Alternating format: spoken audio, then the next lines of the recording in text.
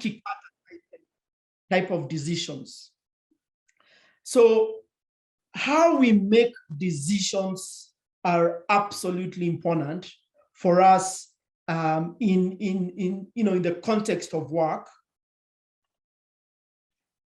And it doesn't help that we live in a VUCA environment. In 1987, the US Army War College coined the word VUCA. And the idea was to say that the kind of environment we live in and the kind of decisions that we have to make are predicated upon this environment.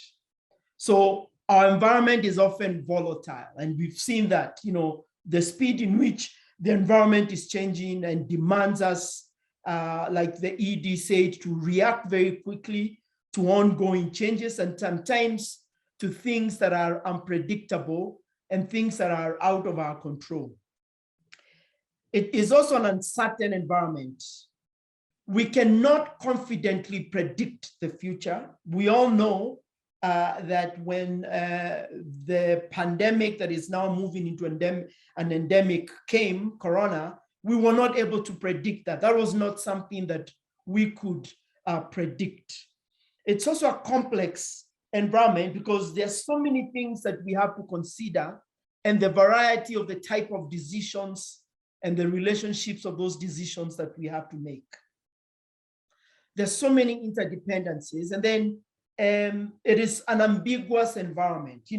There isn't a lot of clarity in terms of how we interpret things. Situations could be ambiguous when information is incomplete, when information is contradicting, when information is inaccurate. And so it makes us a little bit tough for us to make conclusions and to make decisions. So, this is an unfamiliar type environment. So we are tasked as leaders to make decisions. We are living in an environment that is volatile, uncertain, complex, and ambiguous. And yet we have to make those decisions. So what this means is that then data becomes the foundation on which a lot of our decisions have been made or should be made from. And it is very critical so that we make informed decisions, we improve processes, we create and offer better service delivery to our customers. And Chris Humby, who's a British mathematician and entrepreneur, said that data is the new oil, meaning that the value of data is consistently and continually increasing, almost as valuable as the oil that runs most of our businesses, our cars, and things like that. But we cannot talk about data without talking about digitalization. And this is where data, technology, capabilities, and changing customer behaviors intersect. And so the conversation around data and decisions that we make is driven by the bigger picture of digitalization. And when we think about digitalization, we think about technologies, we think about social networks, mobile connectivity, big data, analytics, cloud computing, and then the new capabilities that we have to embed in our organizations, always being cognizant of the changing customer behaviors and needs. So we'll spend a few minutes talking about digital transformation and disruption before we go into big data, and then before we really talk about informed intuition and the role it plays in data decision making. So what is in data transformation? It is a great buzzword that is being used by organizations today and saying, look, we're moving into this area of digital transformation. But it's reshaping entire economies.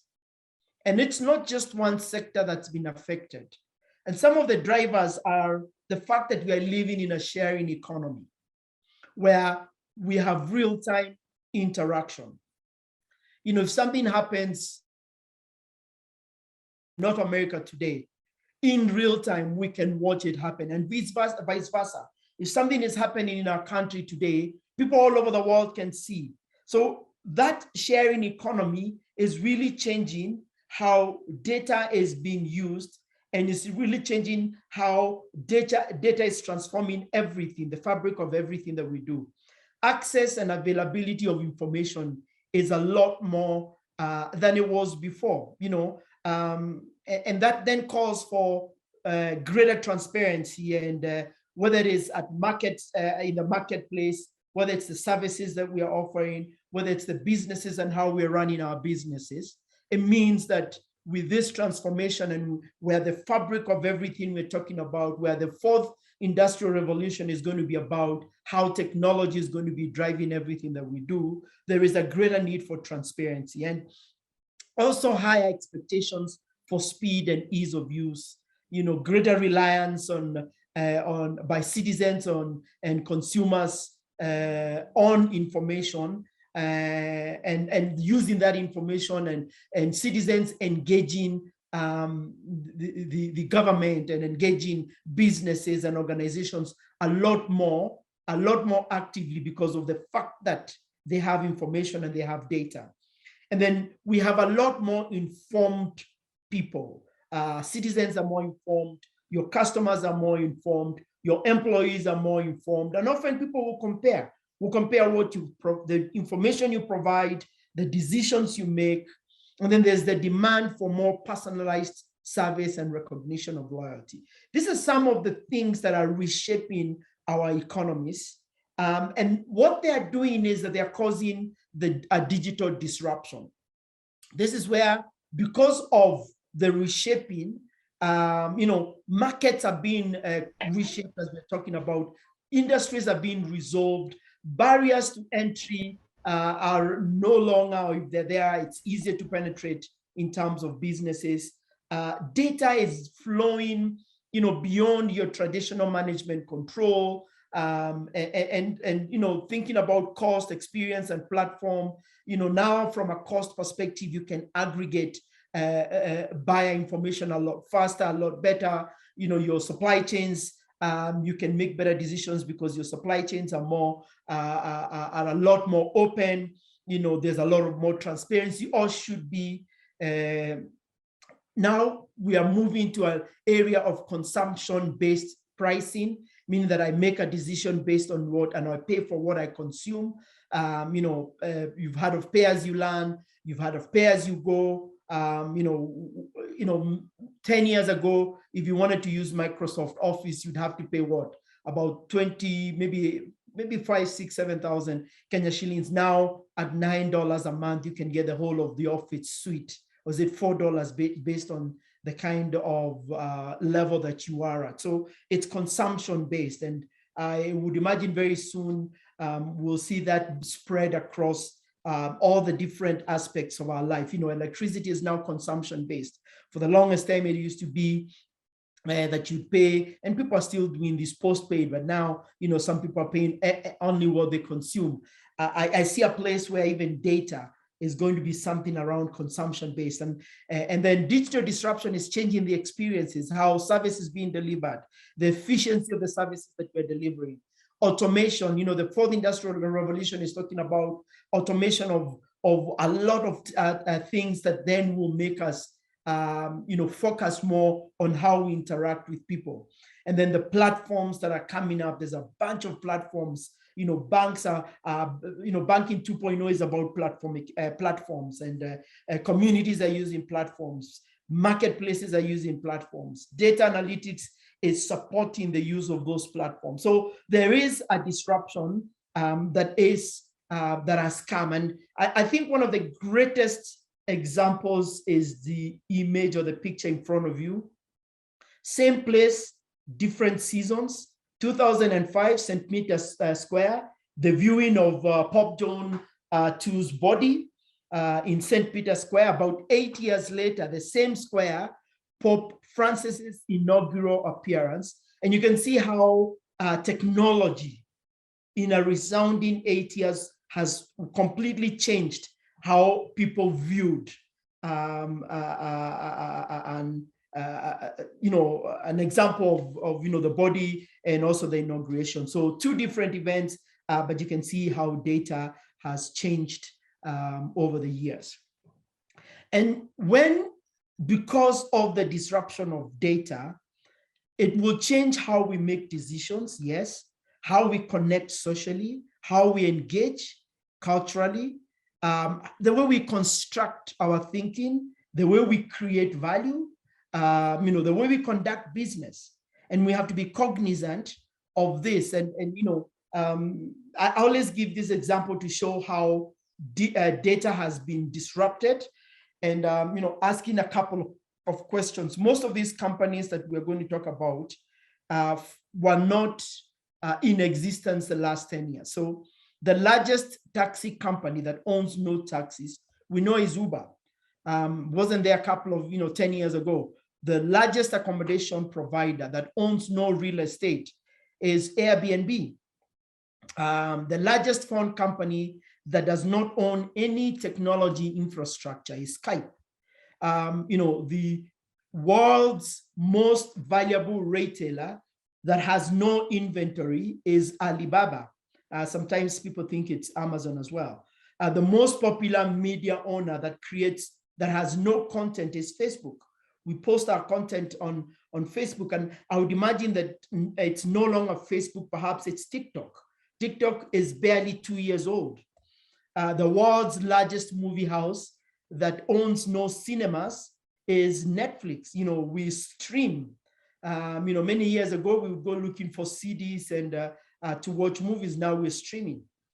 The fastest growing bank that has no actual money is a company called a bank called Society One.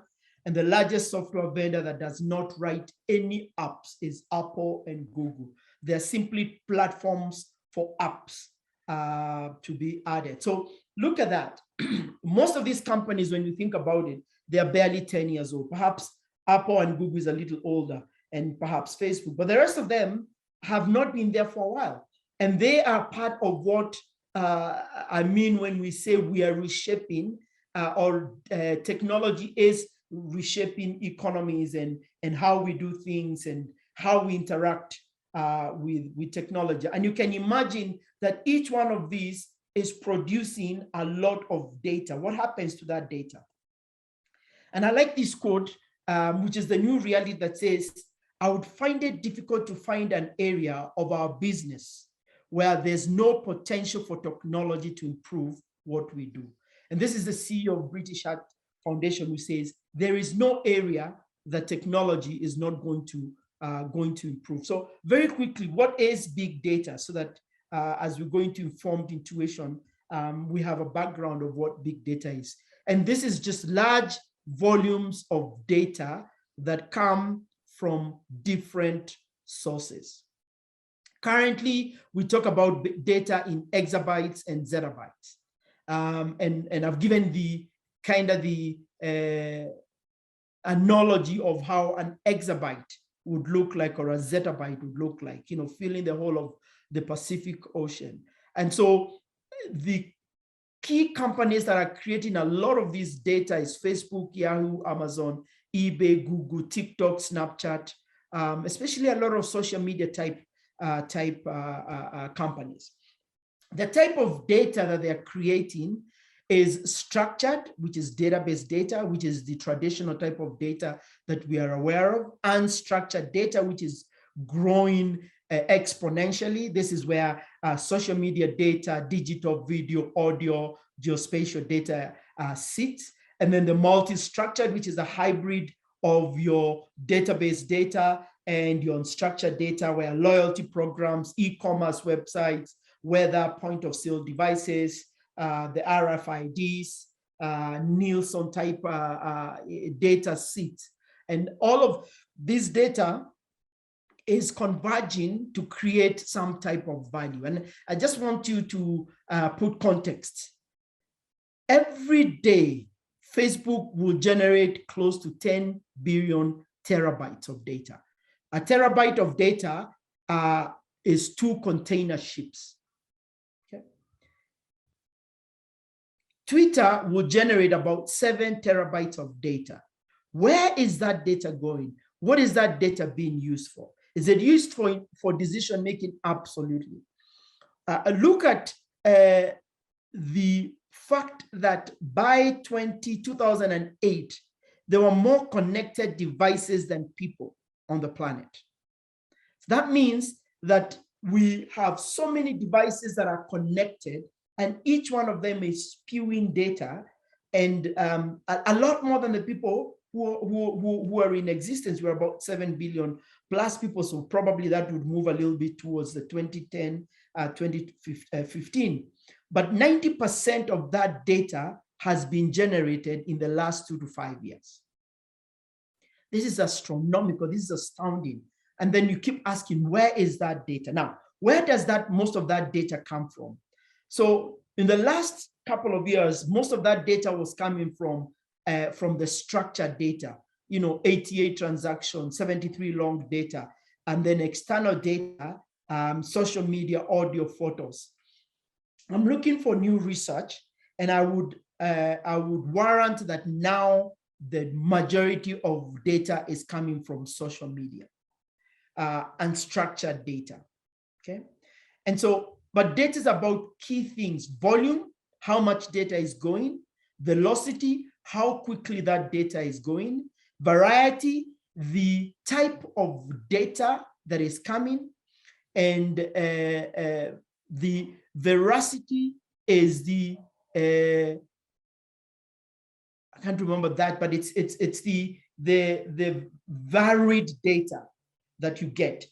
But ultimately, the 5th V is where the key thing is value, because data is supposed to produce value.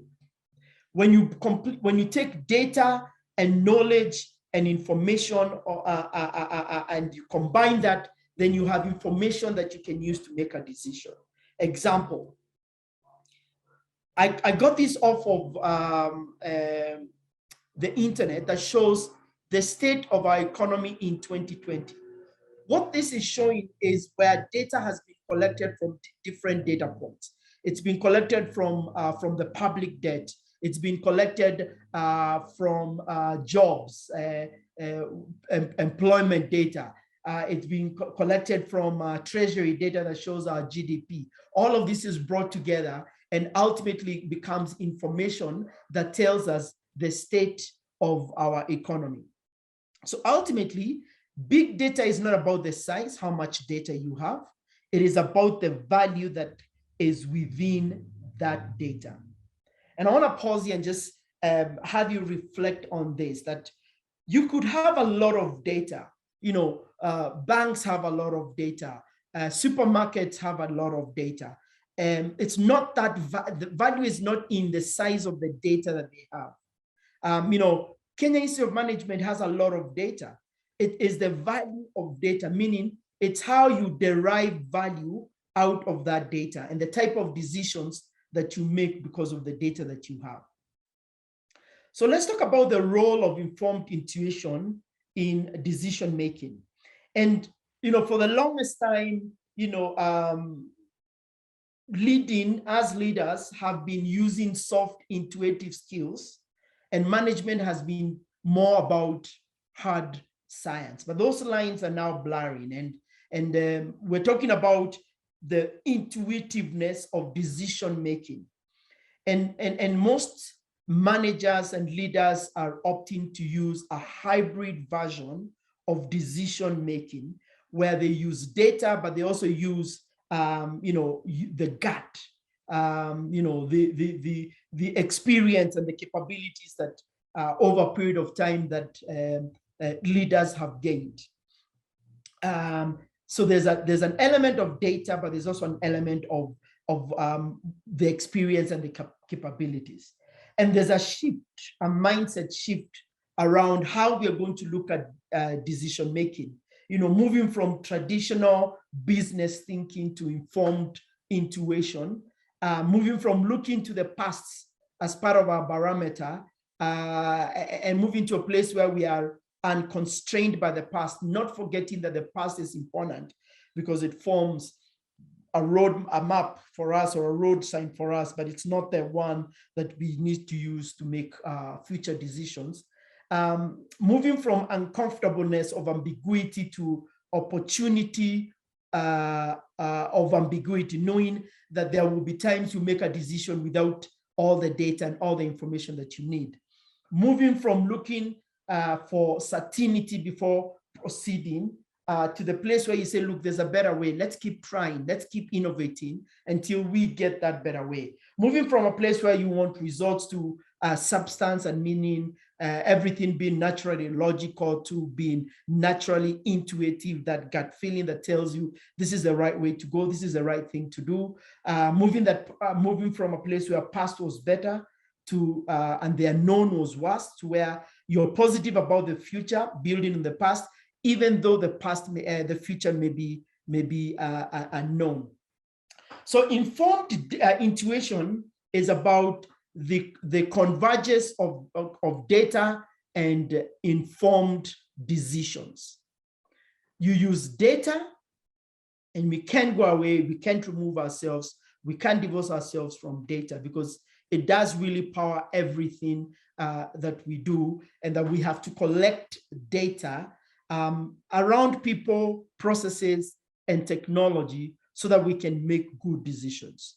Now, we make decisions with data because we want to grow businesses. We want to have increased knowledge and innovation. We want to enhance how we communicate. We want to be more adaptable. We want to grow new business opportunities. So data in that context is pretty important. In fact, if we watch this video, we will see how Amazon is using data to make decisions. In 2011, a study by MIT Sloan School of Management found that businesses engaged in data-driven decision-making have output and productivity that is 5 to 6% higher than what would be expected. The beauty about the state of business intelligence and data analytics in 2020 is that technology makes it possible to measure, test, and improve almost everything within your business operations, from your ad campaigns to real manufacturing costs, customer relationships, talent, and more. The right analytics tool can help you keep track of critical data and allow you to respond in real time. Here are some steps you can take to help you cover your bases, gain clarity, and work towards becoming a data-driven company.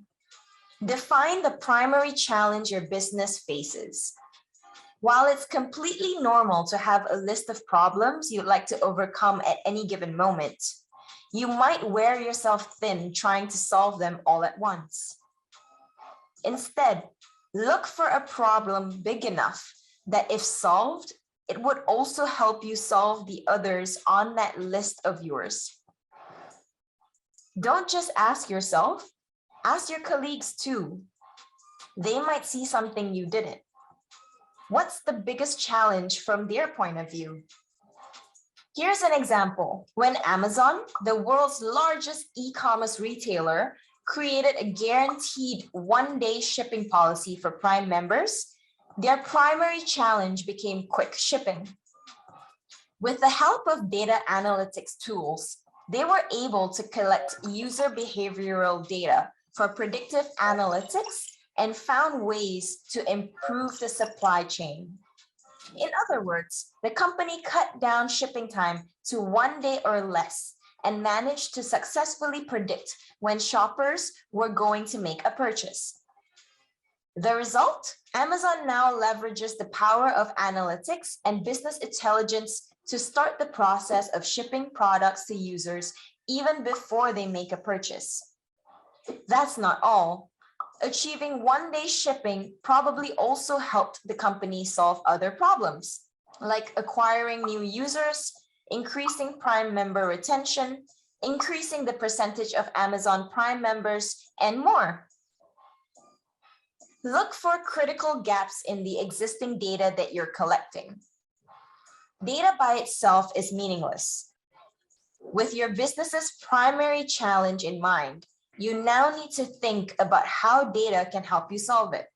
What do you need to know that the current information available can't help you figure out? What would you like to have hard data on? What decisions are based on assumptions? For example, is it easy for you to know who your most valuable customers are? What about where they come from? Do you know what's being done to retain them and what strategy employed is the most effective? Select the right business intelligence tool for you. Once you're clear on both the primary challenge that you want to solve and the information you need to get the job done, it's time to learn about the business intelligence tools available to you. You need to learn what they're capable of and what their limitations are. Analytics is supposed to help us discover the bottlenecks in our operations, where the gaps are occurring, and how to allocate resources to achieve our business goals. It's easier said than done, and here's why. Imagine that you were the chief financial officer of your company. Due to a growing importance to your customers, employees, and the bottom line, you wanted to start tracking non-financial key performance indicators like sustainability, customer satisfaction, talent pool, efficiency of business processes, and brand reputation with the same analytic rigor that you'd apply to financial measures like return on investment. However, there is a solution.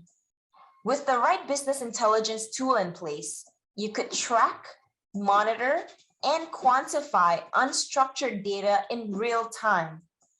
As a result, you'll have more accurate, timely, and reliable financial and non-financial information on the performance indicators driving the business and which employees are driving that performance. Today, the ability to quickly gain cross-functional insight can dramatically increase your competitive advantage and abilities to survive. So that is talking about knowing what your challenges are, collecting as much information or data around that, and then using tools to help you make decisions. So that's the part of data. The second part is informed decision making, or what is called informed intuition. And that combination is really what makes you really good at making decisions. And intuition is that gut feeling, that instinct that will empower you as a professional who's experienced to leverage on a couple of things: your experience, your knowledge, and that complex mental framework that we use without knowing that we're using it to enhance our decision making, helping us make better decisions. And informed intuition, helps us, and we use our minds to synthesize large amounts of information from very different points, and we rely on personal knowledge, experiences, even as much as we're using data. We rely on some of that, what is called tacit experience, and then we're making decisions based on that. And sometimes the data may be telling us something, but we make a very different decision because we're willing to take risks. And so when you combine that data intuition, then we make decisions using informed intuition. We start with data, but the final call is always gut. This is called informed intuition. And this is what has helped Reed Hastings, the CEO of Netflix, build a company that has 26 plus million viewers worldwide.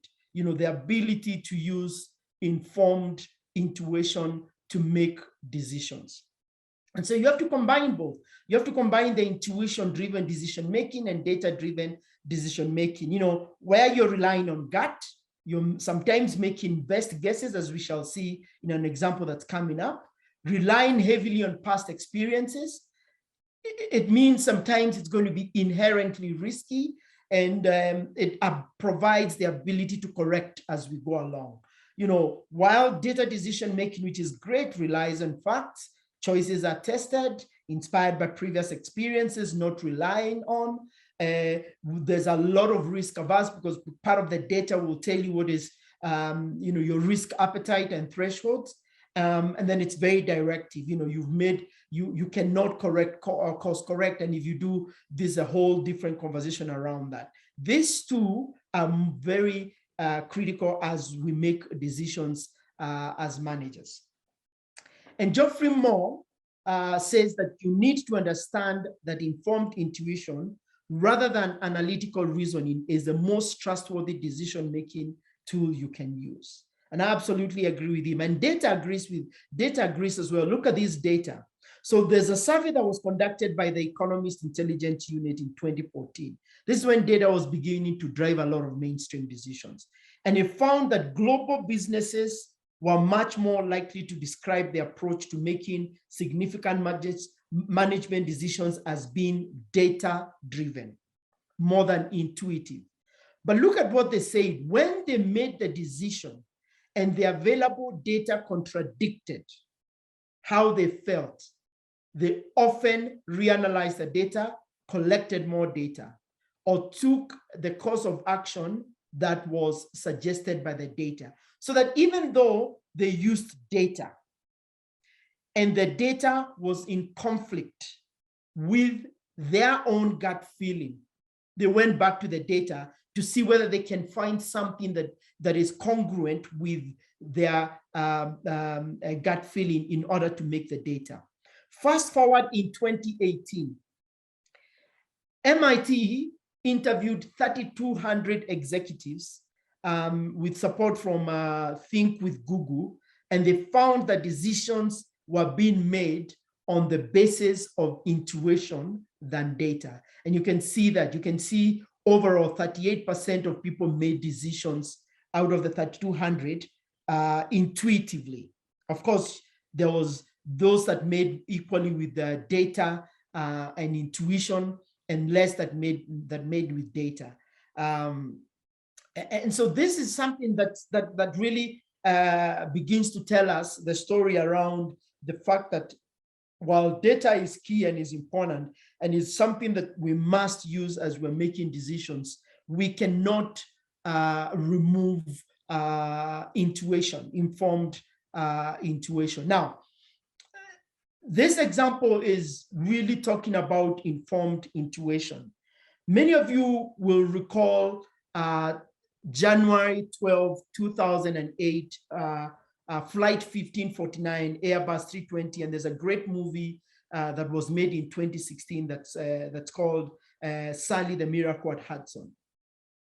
And an Airbus 320, A320, lifts off from LaGuardia Airport, and within 3 minutes, it just gets hit by a number of geese. And so what does Sally do in terms of trying to make a decision? He has the decision and data tells him to fly back to LaGuardia or to fly 7 miles out to a different airport and to perform, and that would be based on data, that would be the best option. His gut, however, tells him that he won't make it. And so he immediately performs an immediate ditching on the Hudson River, saving 155 people on board, okay? Just because of intuition rather than data, or a combination of intuition and data. So post this incident, the National Transportation Bureau begins to do its investigations and invites him to a meeting to answer questions. And listen to what he says when he's asked about how he made the decision to land on the Hudson River. Listen.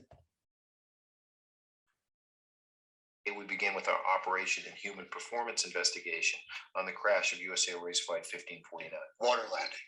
Captain, This was not a crash and it wasn't a ditching. We knew what we were trying to execute here. It's not a crash. It was a forced water landing. Why didn't you attempt to return to LaGuardia? There simply was not enough altitude. The Hudson was the only place that was long enough and smooth enough and wide enough to even attempt to land the airplane safely. Air traffic testified that you stated you were returning to LaGuardia, but you did not. I realized I couldn't make it back, and it would have eliminated all the other options. Returning to LaGuardia would have been a mistake. okay, well, let's get into how you calculated all those parameters. There was no time for calculating. I had to rely on my experience of managing the altitude and speed of thousands of flights over 4 decades. You're saying you didn't do anything. I eyeballed it. You eyeballed it. Yeah. So he says he eyeballed it. Intuitive decision making. The data said go back to LaGuardia. His gut told him they cannot make it back. So a couple of lessons here. Experience matters. Data is great, but experience matters. So data must be infused with the 40 years of experience that he had. Second lesson here, capability through influence. You know, one of the first things that Sally did was flip something called an APU that powers all the critical systems in case of an emergency. According to the checklist, that was number 10 or 15. But he did it because it was A, out of the box thinking, but B, over experience. He had experience in the Air Force that told him that was one of the first and most important things to do. And for all intents and purposes, that helped them land successfully. So you must act with your gut and intuition, and sometimes in the absence of data. Not making a decision is actually a decision. It's the decision to stay the same. So he made a decision to complete an emergency landing, even with the data saying something contrary. Here's a couple of examples so that we can get some questions going. One is a company that decided to look at what happens when flights are canceled. So when flights are canceled, a lot of people are left in a bind. They need a place to sleep.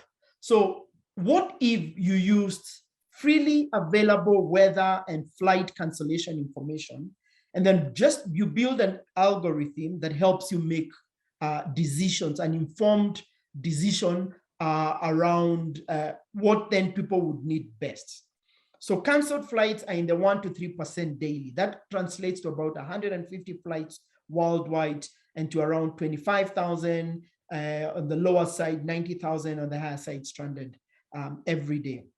A company called Red Roof decided to use that data, and by using that data began sending text messages to travelers who were stranded. And because of that, they were able to increase their business revenues by 15% directly because of help predicting that this flight will be canceled. We're going to send you information about the nearest place that you can go rest overnight. And then, you know, of course, your flight has been rebooked the next day by the airline companies. So using data to predict and to make increase their revenues. Luis Trattoria increased their revenues by 25% by looking at the data of the people that came to dine at their restaurant. They found that most of them were college educated and they liked fine wine, and using that information, recognized that most of those kind of people prefer vegetarian dishes, seafood, expensive wines, and they raised their sales by 25%. Pregnancy detection model by Target. Now, this is an interesting one. They tracked people's purchase history, credit card use, survey responses, customer support incidents, email click-throughs, website visits, and more, and created a pregnancy detection model that was able to identify when someone was pregnant. And some of the things they discovered was that for the first 20 weeks, pregnant women began purchasing things like supplements, calcium, magnesium, and zinc. Second trimester, they began buying larger jeans. So in total, they found 25 products that were purchased by pregnant women. And out of that, they began applying purchase behaviors, coupons, and things like that to their shoppers. And they quickly could send you a coupon or a flyer with offers on pregnancy type products based on the kind of buying habits that you had. I wish, our Quick Marts of this world and Carrefours would use this kind of data.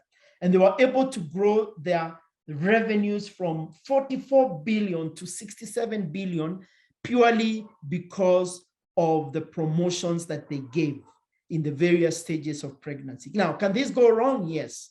The story goes that a gentleman ended up finding out that his wife was pregnant based on the coupons that were sent, and of course, led to a very ugly spat.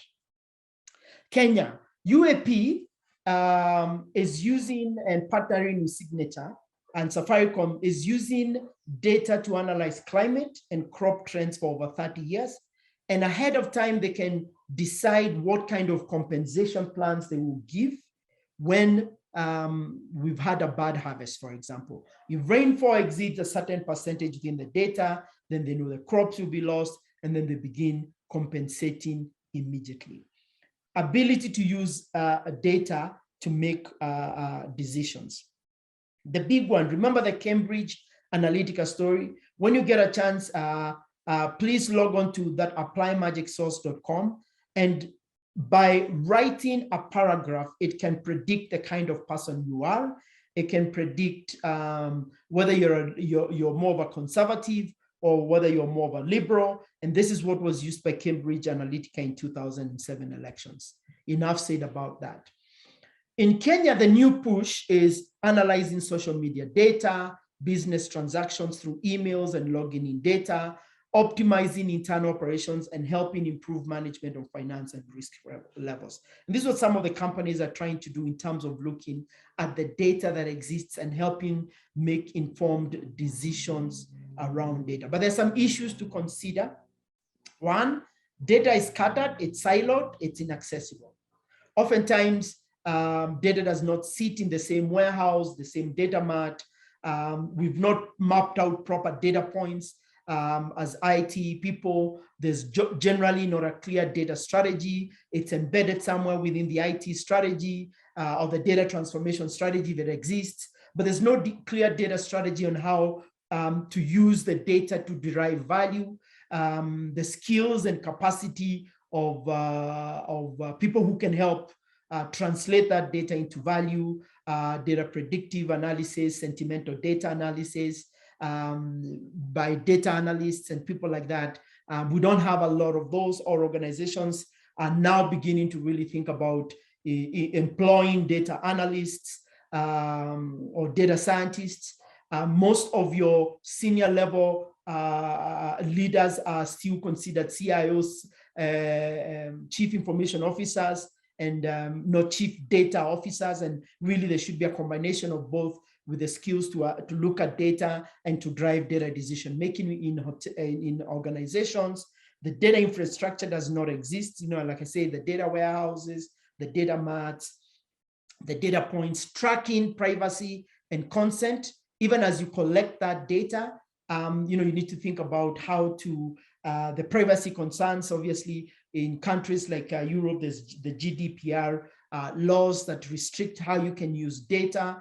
We still are getting there as a country, requesting for consent management. There are companies now that are using blockchain so that the consumers can protect their data and sell their data as need be, and it's protected using blockchain.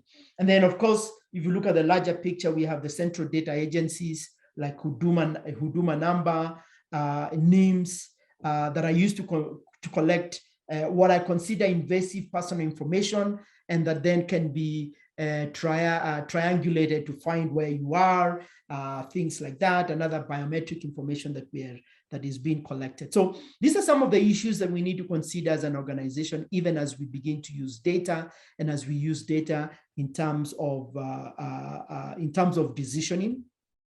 Some final thoughts. Data and technology are here to stay. The original Origin of Species book by Charles Darwin talks about adapting, and that those who adapt to the environment have a better chance of surviving, and those who don't will not make it. 2013, General Rick Lynch wrote a book called Adapt or Die, really good, and really talks about that the future is here. What we need to do is to adapt to the future, or we will not make it. So technology is here, data is here. The combination of our gut and the data that we collect is going to help us make better decisions. I stayed away from Bonaidi discussing the different theories of decision making because I wanted to give more of a 10,000 feet around how to incorporate both. But even as we're making decisions using the different theories and models that exist out there, it's going to be important for us to decide whether we're going to do it or not. We have to be adaptable. This is a great document by Forbes book. And then just to end this conversation is really talk about what mindset we are feeding as leaders. If we feed our growth mindset, we will be open to looking at data in different ways. We'll be open to asking ourselves, how can we use data in our organizations as leaders, as knowledge workers, as organizations, institutions as great as Kim? How can we use data? Because that mindset of saying, I want to know more about data, is really growing a growth mindset as opposed to a fixed mindset, because it gives us the opportunity to grow versus saying this is the limit of my abilities. So that mindset is going to be key, because 80% of success is really due to your mindset, how you perceive the future and what you're doing about that perception. My last video is just on a funny note that speaks a little bit towards how data can be used to make informed decisions about you, and sometimes it can get a little frustrating. Watch.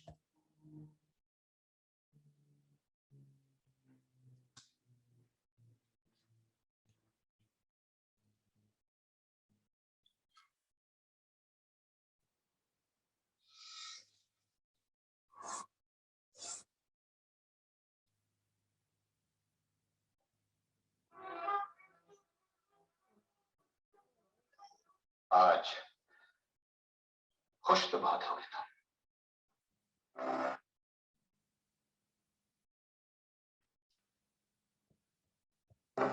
Himalaya में बार बार क्यों आते हैं alien? Himalaya का Himalayan देखिएगा 8 बजे। Its liver is all nice and good to eat. It's kind of good, really, just to be skewered.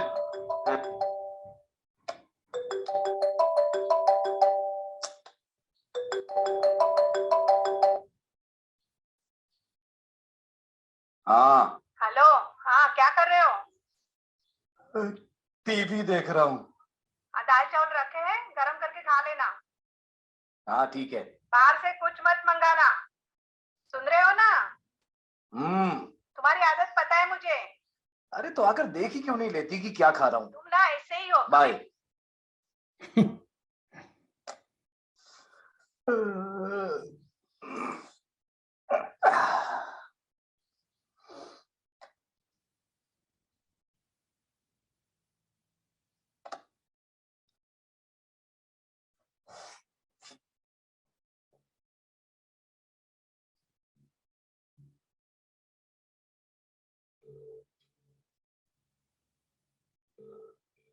Good evening, sir. Thank you for calling Hot and Fast Pizzas. Can I I help you? want to order a pizza. Surely, sir. Can I have your multipurpose identification number? One sec. Yeah, it's RSP 06031983MI. Thank you for the number, sir. Am I speaking with Mr. Rajneesh Puri from Baikala, Mumbai? Yes. The number from which you're calling is 9191930484 and your residential number is 22223244. Yes. But how do you know all this? We are connected to the system, sir. We have all the related information. Good, good. I want to order a regular size seafood pizza. Sure, sir. But that's not a good idea. What do you mean? As per your last medical records at Bombay Hospital, dated 9th August 2015, you have high blood pressure and a high cholesterol level, sir. What are you saying? As I said, we are connected to the system, sir. Oh shit. Okay. Then what would you recommend? Try a low-fat super veggie delight Mexican pizza. You will like it. And how can you say that? As you borrowed a book titled Popular Mexican Food from National Library last month, which is overdue to be returned, sir. Okay, I give up. See, I'm very hungry. Send me one of those. How much would it cost? The total cost is rupees 365, including taxes, sir. Okay, fine. You send the pizza. I'll pay for it by my credit card, okay? I'm afraid you have to pay us by cash, sir. Your only active credit card of Apex Bank is over the limit and amount due is rupees 79,765 since July 2015. That's not including the late payment charges on your last cash withdrawal. That's fine. You send the pizza. Good evening, sir. I guess I will have to go to the ATM in the next lane. Sorry to inform, but you can't, sir. You have reached your daily cash limits, which was withdrawn at an ATM at Domestic Airport Terminal B when your wife took a flight to New Delhi today. Damn it. How do you know? As I said, we are connected. Yes, you're connected to the system. Just 25 minutes. You send the pizza. Thank you, sir. I'll pay by cash. How long would it take? 25 minutes, sir. But if you can't wait, as you said earlier, that you're very hungry, you can always come to a nearest outlet. What? As you're just 4 minutes away from a nearest outlet in your area, and you have a car of number MS01XE3484, your Cassie brand. Oh God. How the hell you As know? I said to you earlier, we are connected to the system, sir. What the? I just want my pizza. Okay, your order is confirmed, sir. Anything else, sir? Nothing. Would I be getting the 3 bottles of cola mentioned in your menu? We normally would, sir. But based on your medical records, you're also a diabetic and... Enough! Send the cola along, you bitch! I request you, please do not use such language, sir. You were convicted on 13th March 2015 for using abusive language to a policeman. What? And you were also arrested for misbehaving with a lady in a party. Shut up! Just shut up, you bitch!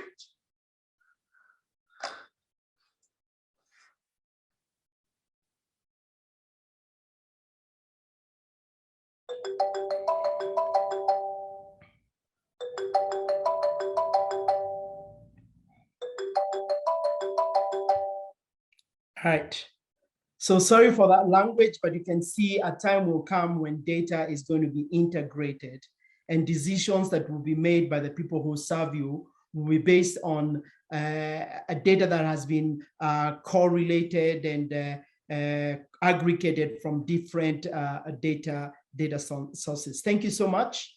Like mentioned at the beginning, my name is James, and we run consultancy firm and training firm that does advisory, consultancy, training, and research services. We have master classes on big data, and we can offer training, advisory services, consultancy as needed. And now I hand over back to Anne to drive the Q&A session. Thank you very much. All right, thank you very much, Dr. James Wanjagi. I think I would greatly appreciate your presentation.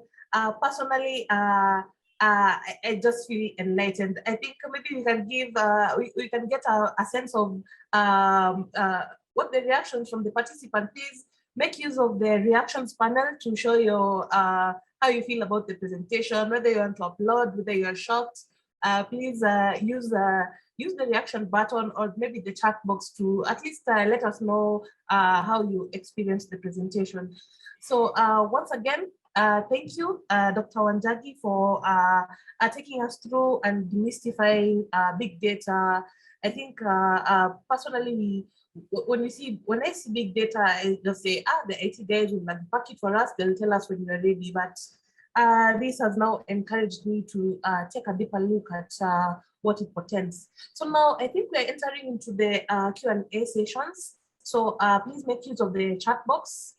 Please make use of the chat box and share what you feel you may need to clarify. Remember, this is not just like the normal YouTube videos. This time we get to a chance to have a live interaction with the presenter and maybe just inquire one or more details about what he has just shared. So welcome members. I think we just have 5 minutes for this. I think to launch us into this, I have a question on this, Dr. Wanjagi. Can I go ahead? Sure. Okay, great. So now I'm a bit concerned because when I take a look at what you have presented and how we know technology, especially with the last video, number one, I feel like there's a very high likelihood that humans may be replaced, with big data, with these machines being able to predict and advise us. Like, are we taking away the human elements?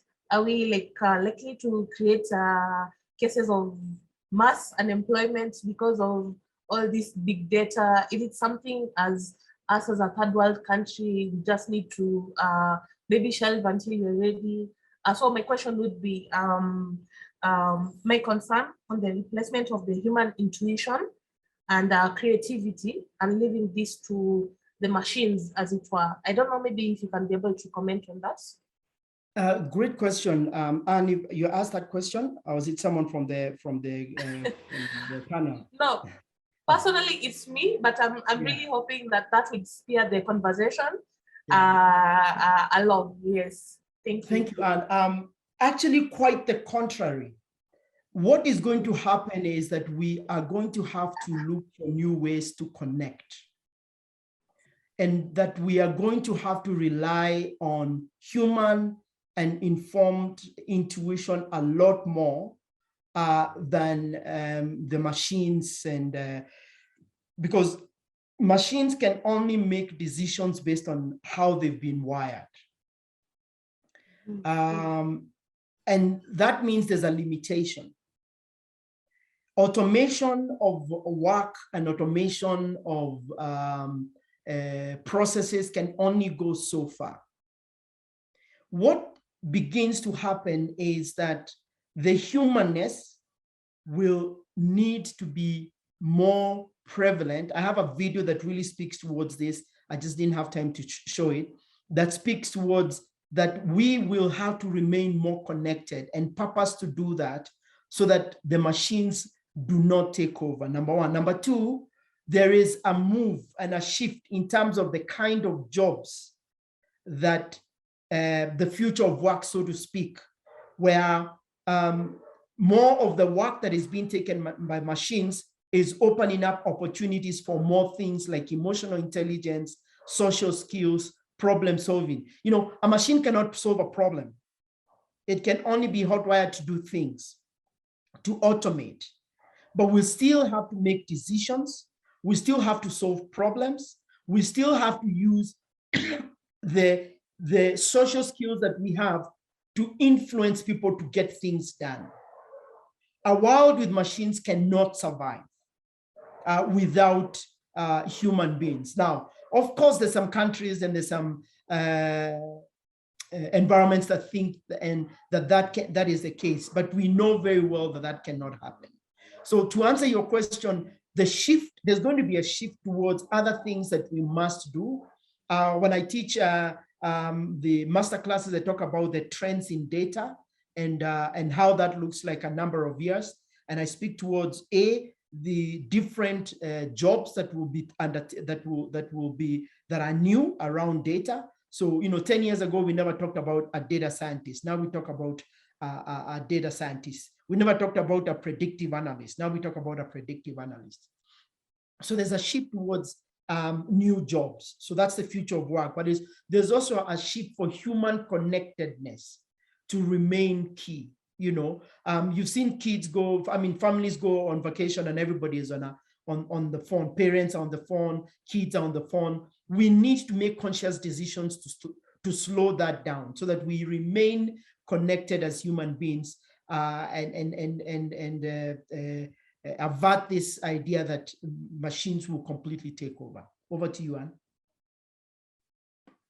Wow. Thank you very much. I feel like you've answered my question in its entirety. Thank you so much. And I believe you've opened up an avenue for me continuing to think on this. So I'm really happy that machines cannot have emotional intelligence, but who knows? And thank you for also touching on the future of jobs, because many are concerned, especially we've seen people are getting replaced by machines, especially in the advanced economies. So maybe my follow-up question would be, like if somebody wants to get an entry point into this, maybe what would be the starting point? If you say, I want to start delving into big data, and maybe how can I apply it more into my work? I know maybe you might have touched on it, but maybe if you could just revisit that briefly. So it's going to have to take place at the individual, organizational, generally individual and organizational level. So at the organizational level, organizations have to prepare by creating a digital strategy. So this is saying, how much data do we have? Where does it sit? How do we collect it? What data points can we use to make decisions? Okay, and then as an individual, really understanding the use of data. So whether it's a masterclass like the one we offer, or going for a certificate course, or even for a degree course on data, is going to be important. Now, we don't have to go back to school, but we can understand, and the role of masterclasses is really to teach you something that you don't want to necessarily get a certificate, but you want to learn because it's useful for your day-to-day work.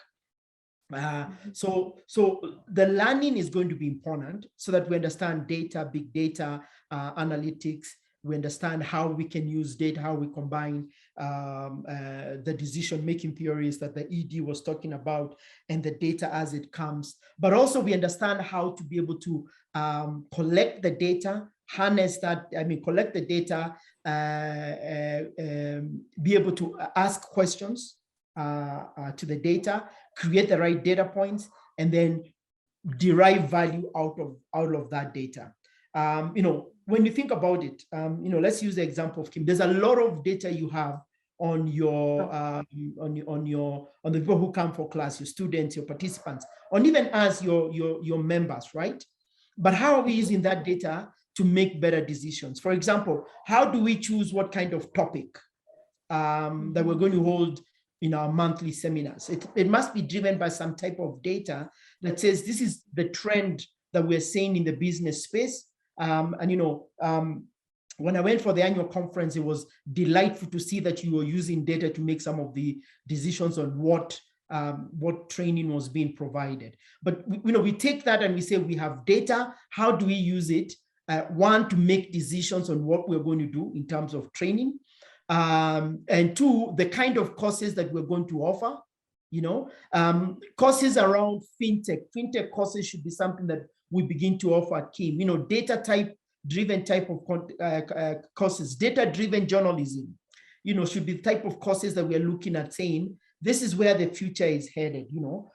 Data scientist type of courses. How do we, as an education institution that is driving the future of businesses and business organizations, how do we get involved in those kind of conversations? So it's going to be an individual level, and it's going to be at an organizational level. Individuals preparing for themselves with the skills and the capacity, and the organization is preparing the data so that it can be valuable data. The integrity of data is going to be key as well, because if you have dirty data, you're going to get dirty output, right? So those are things that will be, and then leadership taking on the role of driving the data transformation. So, our executive director and senior leadership really taking us a very clear role on how we're going to use data tomorrow in order to drive our business further, and all the different organizations that are listening into this conversation. Wow, that's quite amazing. Thank you so much for that. I think I have one final question, and maybe I wish to take a political angle on it, especially with the forthcoming general elections. Maybe the question would be, why must they force citizens? Why can't they just use the big data and all that to predict or give us an analysis of who would be the best candidate and save us from the guesswork and all that? I don't know, what's your take on that? Application of big data. In politics. So yes, if we use big data in politics, then we're removing the citizens' right to vote. That's number one. Okay. Number two, data is used as misinformation. So there's a lot of data that is used. I mean, all you have to do is to spend time on social networks, on Twitter, and you see how misinformation of data and the propaganda of data. Number three, there is the integrity of how to use data. You remember Cambridge Analytica and the way they were using data to predict, and how there was a hue and cry. As a matter of fact, Cambridge Analytica had to close doors, rebranded itself, and I'm sure it's a different name right now. So from a political perspective, you've seen a lot of surveys and a lot of all these things by Ipsos and all these other guys. That data, honestly, is great, but it's not necessarily proper data, because we need to also ask what are some of the research conditions and elements and processes that they are using to collect that data. So and unfortunately, we still have to go through another month of this back and forth, and us trying to figure out who's going to be the next president and who's going to be the next governor and things like that, because that is a right we have as citizens of Kenya, and we cannot be denied that right.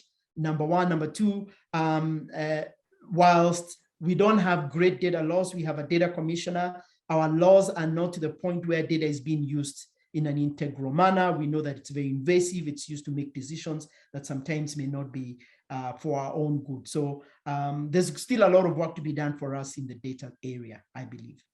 Over to you, Anne. All right. Thank you so much. I think this is a great discourse. I believe maybe we can invite you for next time, and maybe we have a deeper look into this big data, because I believe it's here with us to stay. And I think there's a great saying. I think one of the management thinkers says, "In God we trust, all others must provide data." So I think this is the new reality, and thank you for taking us through this. For sure, I think there's somebody scrolling on the screen. This Nick Koigia. It's data now. I think, okay, well, I believe he'll continue engaging with us. So in case there are follow-up questions, of course, we'll forward them to you, Daktari, so that you can give us answers and maybe discuss them at the end of next week, the upcoming webinar. So thank you very much. Unless there are any other questions on the floor, well, we don't have any more questions at this point. And in the interest of time, maybe we can close it off at this juncture.